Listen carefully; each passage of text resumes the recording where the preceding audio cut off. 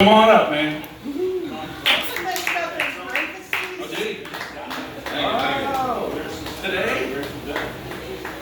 Monday. Isn't that a great version of Sugar Who was that?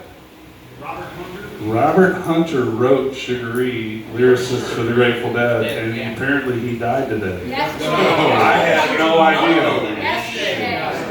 He died this week, Yesterday. Monday. Okay, well, this was my first opportunity. I'm sorry about it. Shawn T. Very sorry. Good evening, folks. My name is Shawn T. How are you folks this evening? I'm going to step away from these mic stands.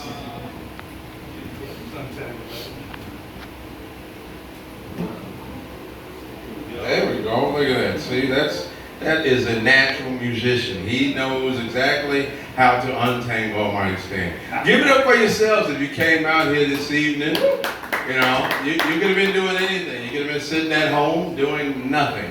Shawn T, I forgot to make an announcement. Uh-oh. It's 2 songs, 8 minutes. Much poetry as you can cram in 8 minutes. As much funny as you can cram in 8 minutes. Ooh, There you 8 go. minutes. That's a ton of time. So we're going to sit up here and, that's a ton of time. I don't know if I've even had the opportunity to give folks 8 minutes, but guess what? I've got 8 minutes. So once again, let's start all over. Give it up for you folks that came out this evening. Like I said, you could have been out doing nothing, you know what I mean? But you came here and you get me, so that's what's up. I love it, I love it, I love it. Hey, check this out though. Do we have any couples in here? We want to talk about oh, look at that, look at that. Do we got single people in the room tonight? Do we got any single people? Okay, we got more than what raised their hand, so we don't know what you folks do, but hey, just do what you do and do it with a smile on your face. But check this out, I want to talk about relationships, but maybe not the type of relationship you might be thinking about right now.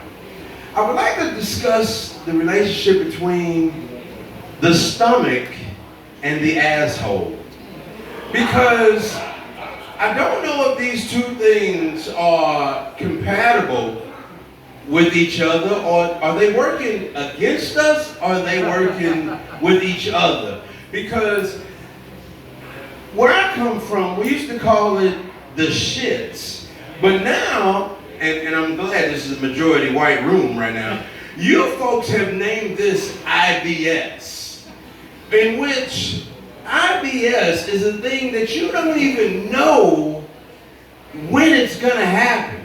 It just happens. Like, let's just say somebody says, hey, would you like to go to the Cardinal game? Well, sure, I'll go down to the Cardinal game with you. And you go down to the Cardinal game and you're drinking Bud Light and you're eating beef brisket, and you'll be on your 3rd or 4th Bud Light and you'll say, I don't even drink Bud Light. But you still are having a grand old time and everything is super cool. But then it's time to leave the Cardinal game. And you have to travel back 70 west, because I live in O'Fallon, so I've got quite a ways to go. And as I'm traveling that direction, I've left my friends and family, and everybody's cool, and I'm in the car by myself. All of a sudden, I get this rumbly in my tumbly, and I'm like, oh heavens, what is this shit? I probably shouldn't have eaten that beef brisket. But I ate that beef brisket, and it's always when you get around Goodfella in 70, when it's about time for you to shit on yourself, and you're like, oh my goodness, I got a decision to make. Because now I'm at 70 in Goodfella, and my asshole is saying, I don't have much more time for you, and eventually you are about to expire. And you're like, oh my goodness, hold on, what's that exit right there? Ooh, that is Goodfella.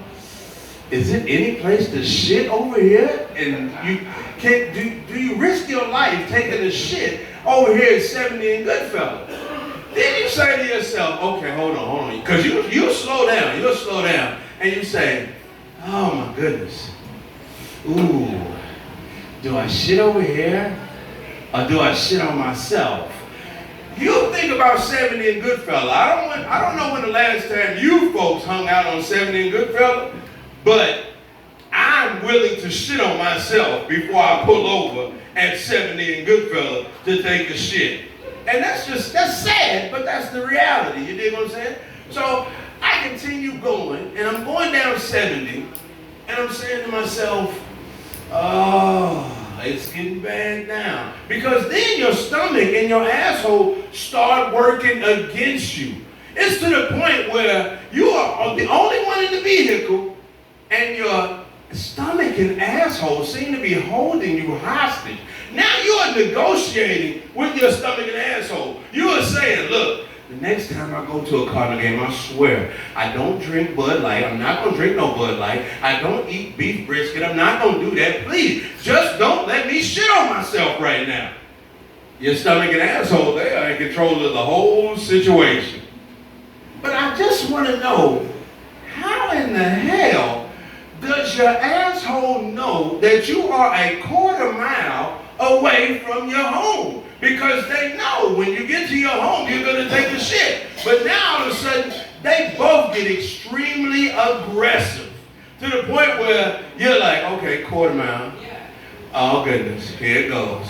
Here it goes. And then you say to yourself, can I shit on myself and my friends not find out about this? Like, if you shit on yourself 2 blocks away from your house and you go in the house and take care of yourself, do you keep that a secret?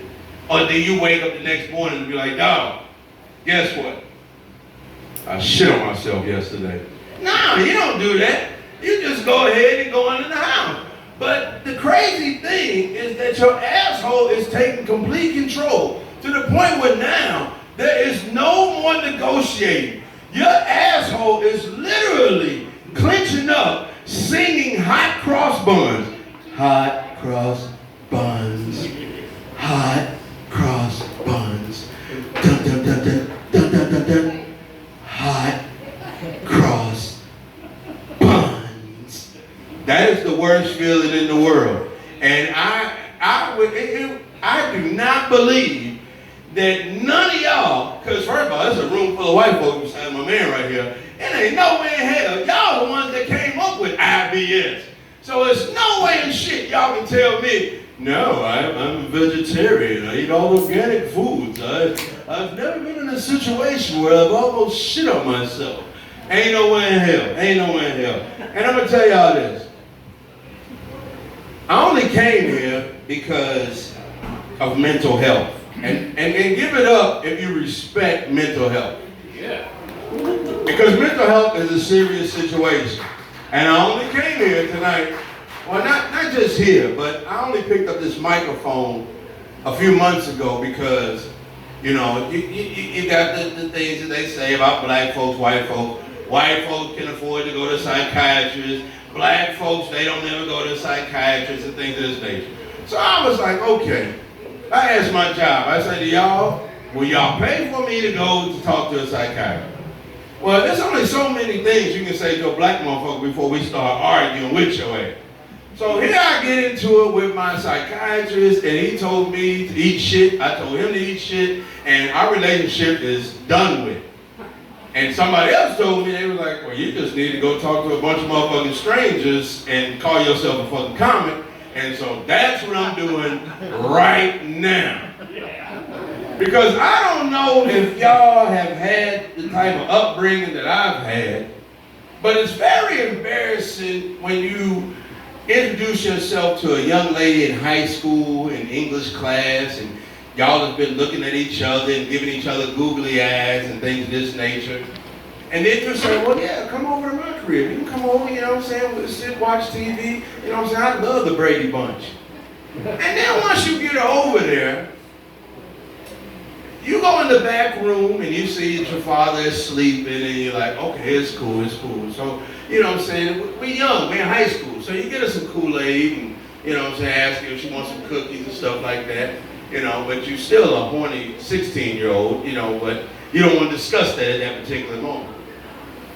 The worst shit in the world is when your daddy doesn't know that there's anybody in the house and he comes out with his church shoes on, his socks and his tidy whities. That is the most embarrassing shit in the world. And I don't know if y'all have ever seen baggy tidy whities. Like, you should have threw them shits away like years ago. You are wearing tidy whities to the point where they fit like boxes. If there's a man in here with tidy whities that's loose as hell on their thighs, can you raise your hand?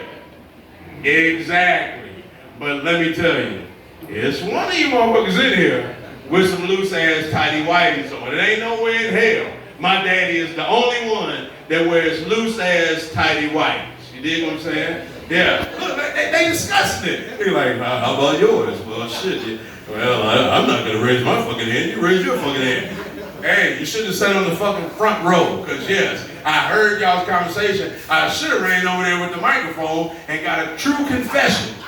Yeah, nah, it's your boy. I feel you. Hey, loose tighty whitey. Yeah. All right, guys, I got to get out of here. That's my time. Woo! Thank you.